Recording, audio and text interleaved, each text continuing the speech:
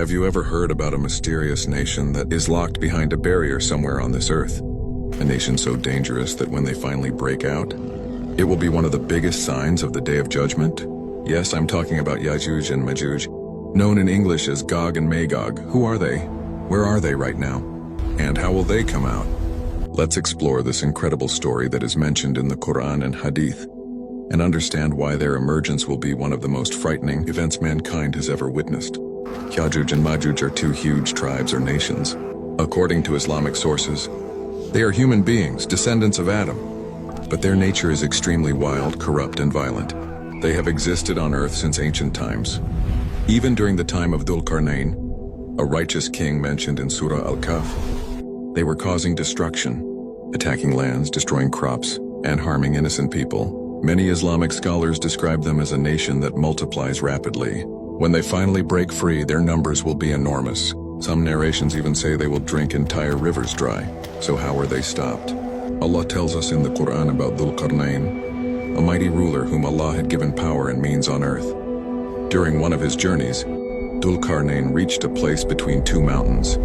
There he found a people who could barely understand speech.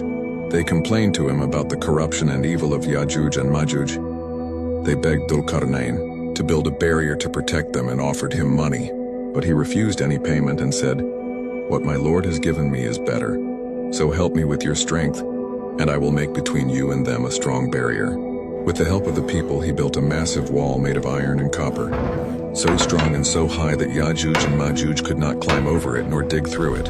When the barrier was completed, Dhul Qarnayn said, "This is a mercy from my Lord, but when the promise of my Lord comes, he will make it level, and the promise of my Lord is always true." This means that near the end of times, Allah will allow this barrier to break, and Yā:jūj and Mājūj will come out. According to many authentic hadith, the emergence of Yā:jūj and Mājūj will happen after the coming of Dajjal, the false Messiah, and after Prophet Isa, Jesus, peace be upon him, descends from heaven. At that time, Allah will inform Isa that a new trial is about to start. The Prophet Muhammad, peace be upon him, said that Allah will reveal to Isa, saying, "I have brought forth such people against whom no one will be able to fight. So take my servants to the mountain for safety." These people are Yā:jūj and Mājūj. They will break through the barrier, built by Dhul Qarnayn, and spread across the earth rapidly, causing massive destruction.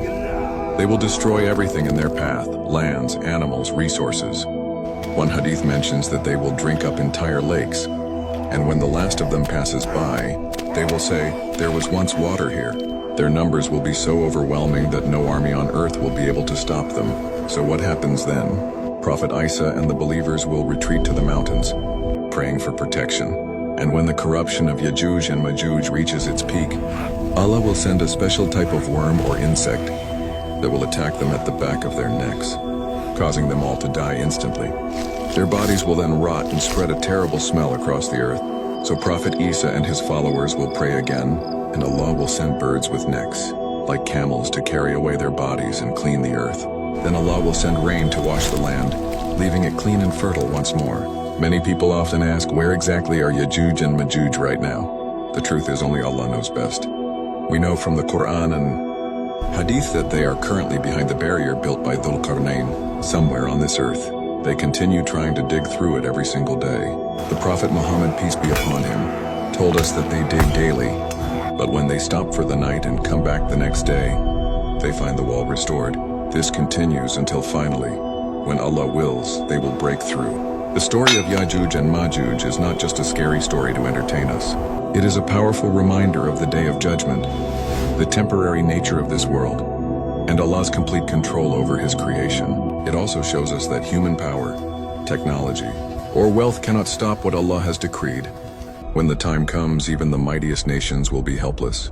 So what should we do? We should prepare by strengthening our iman, holding firmly to the Quran and Sunnah, and making dua that Allah protects us from all trials, especially those near the end of times.